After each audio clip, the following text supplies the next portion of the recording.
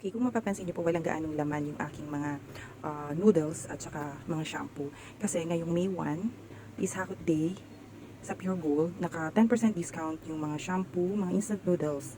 So, hinintay ko talaga yun. Hindi talaga ako nag-order.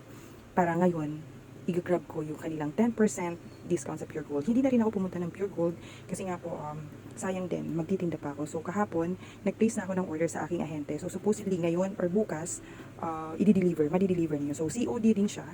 So, dito ko na din siya babayaran. So, siguro mamaya, nami-message ko si ahente para malaman ko yung total na babayaran ko. Yung total amount na in-order ko. So, medyo box yun kasi nga sayang din yung discount ng mga instant noodles at saka shampoo. Kasi mga fast-moving items yun. So, i-grab na yung opportunity yun. Kasi every first day of the month lang talaga siya. Boxes na in-order sa Hakot 21. Boxes of mga instant noodles kasi mga fast-moving items naman yan. Okay, total of 15 boxes ang na-deliver sa akin.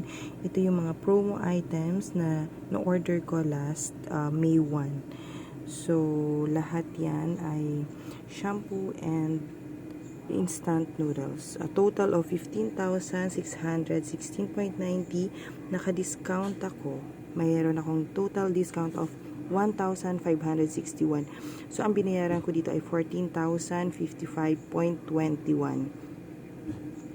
Nung Thursday naman, pumunta na rin yung ahente ko at nag-order na rin ako kahit hindi ito yung mga non-promo item.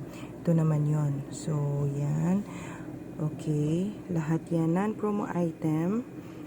At nagkaroon ng total na 9,208.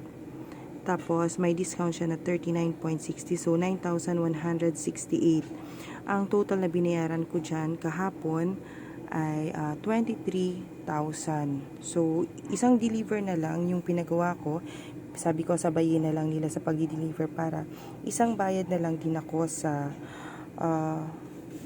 entrance dito sa aming subdivision.